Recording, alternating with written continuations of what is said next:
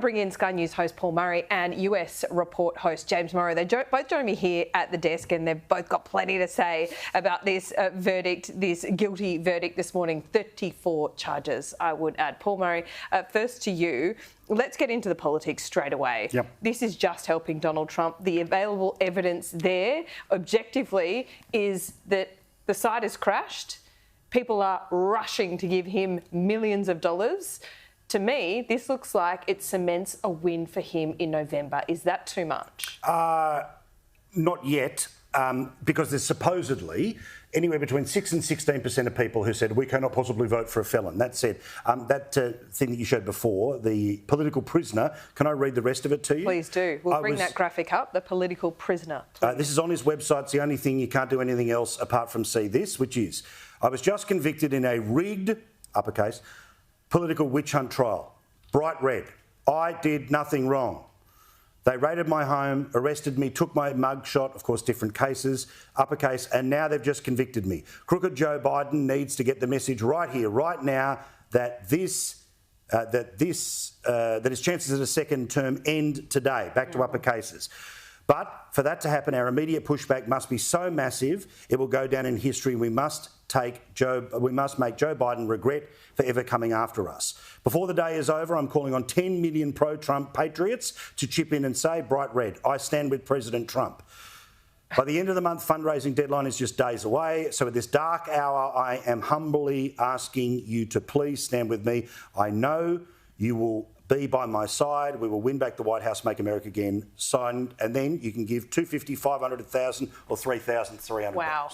And that site is crashing right now. So, look, for MAGA, this is the moment that they feared, but they also think that there is a massive surcharge, a massive supercharge of support that comes for him. What I hate is that the people who've always hated Trump now get to put an asterisk next to the 2016 election. They said it was Russia, but no, apparently it was bookkeeping that meant Hillary was robbed. Righto. Sounds like victim mentality to me. So I'm just channeling my inner Trump.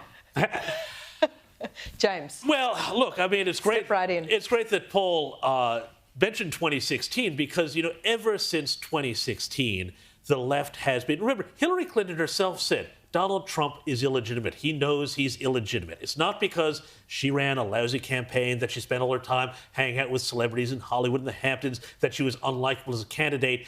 It was that he was somehow illegitimate, and it was this Russia thing. Well, now, of course, and the great irony of having a Clinton come around and say, oh, he's covered up affairs and that was going to swing the election. I mean, I'm sorry, if you've got any historical memory of the 90s, that is absolutely hilarious. But on the question of what has gone down in that New York courtroom, this was not a hush money trial. This was a hush Trump trial. And that is the whole point of this. And the question I ask, and we'll be talking about this now in the U.S. report, is if Donald Trump is such an existential threat to America, the world, the Constitution, decency, why don't the Democrats run somebody normal?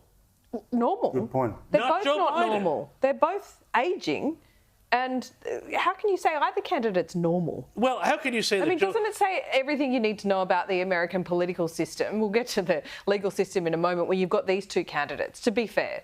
Well, no, I mean, Are they really the best Laura, America's got? I think this is, you know, I think that this is this sort of cynicism of like both sides are terrible and both sides are awful. And it's like, you know, you have somebody in Joe Biden who is physically falling apart before everybody's eyes. Yeah, we can all fair. see that. You know, you've got Donald Trump. And all of these charges, this whole case, you can say, oh, well, he was found guilty according to the law.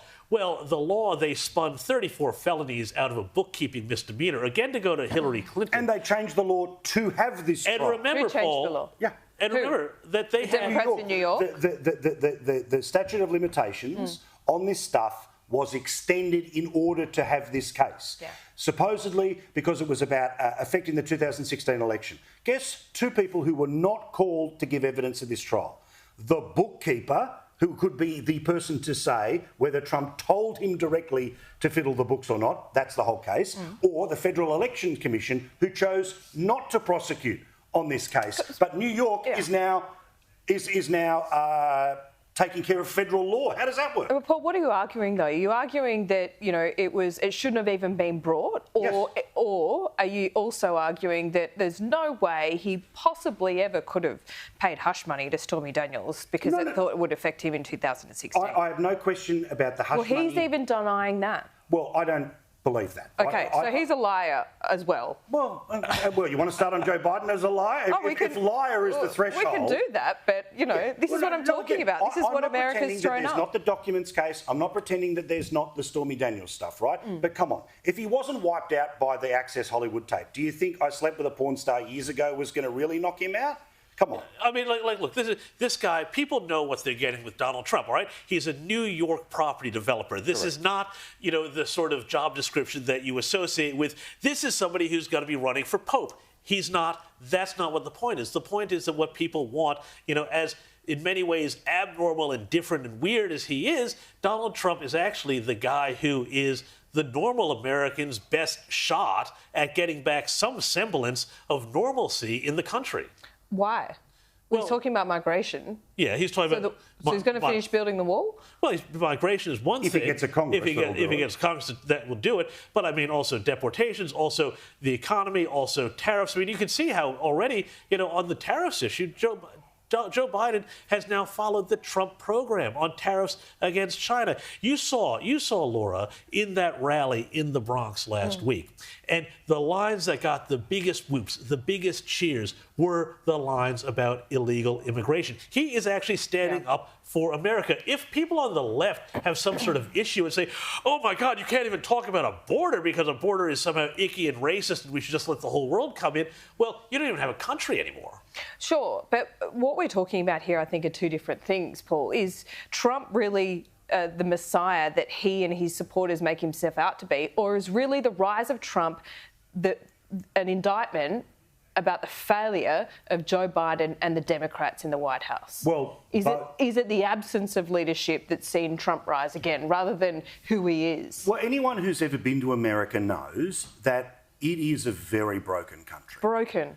It's broken on mental health. It's broken on poverty. It's broken on job. A whole bunch of things. No disrespect to the former homeland, right? However, I love it. I got married there, and I'd go back to Vegas any chance I get. However, so for people, if the system doesn't work, at some point you want to pick up a wrench and throw it into the system.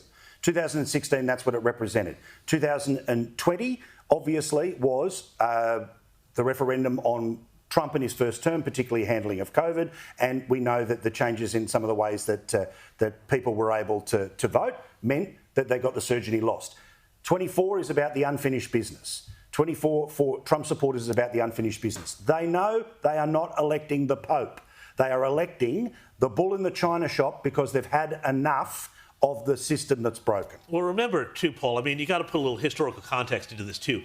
The compact that Americans had with one another after World War II really started to break down with two events. Number one, the passage of NAFTA, which opened up America to free trade with Mexico. Absolutely. And saw so many jobs go south. Number two, the great financial crisis of 2007, when everybody took a bath except for the rich guys, and that completely shattered that social compact. So Trump, even though he's a rich guy himself, has been working to reestablish some sort of new compact. That's why the labor left working class has gone to the Republicans. Look, I agree with both of you when you say the system is broken. America, you go to any capital city in America, even outside the capital cities, the level of homelessness is completely shocking. 100%. The level of drug use and abuse, I mean, you just have to look at the opioid crisis for one thing. Absolutely. And it goes beyond that even now.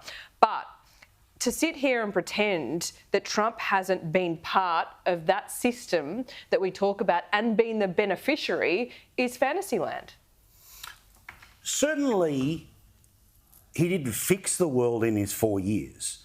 Whether he plans to do so in his next, who knows? But the fundamental problem with American politics compared to Australian politics is they often know detail. Like, we have these 2-year-long campaigns where it's not like in Australia, have you got this idea, have you priced it, all the rest of it. It's just basically, I'm angel, you devil, other way around, devils and angels, Batman and Joker, all of this stuff. And it's heartbreaking for anyone who loves that country. But I've got to say, what I find unbelievable today is that a jury has found Trump guilty of bookkeeping.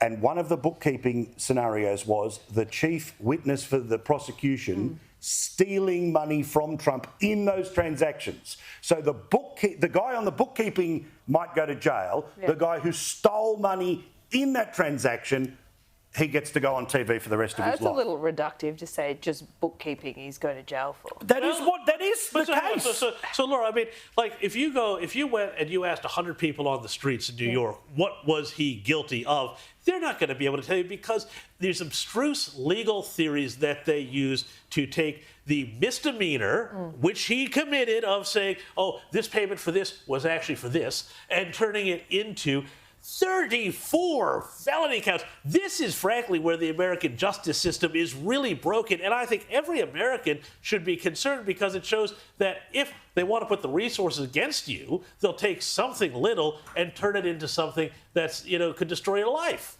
We've heard from Lara Trump. She's spoken exclusively to Erin Molan tonight. We have a little snippet of that. Have a look. I don't think it's a surprise to anyone. This is a New York jury. This is a group of people who, although they may be peers of Donald Trump in a certain manner, they certainly have differing political views. And I think that everybody has said the same thing. It's impossible for Donald Trump to get a fair trial in the city of New York.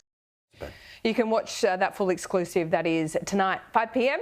on Erin. Paul, what do you think about that? What is her role? She's not just the daughter-in-law, is she? No, so I think she's the vice chair of the Republican Party. She is of the party now. Now, again, those people who want to look at this situation, I find it bizarre that the Republican Party allowed somebody wanting to go for their nomination to not turn up to their debates, and that they didn't put a safety valve in there to say, if you're a convicted felon, you're off, right? So they're all married, there's no way to get rid of Trump.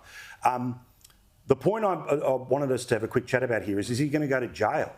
Now, I would say, OK, it's bookkeeping and he's a first offender, all the rest of it, but it is 34 different charges. It is a judge who has fined him when it comes to contempt.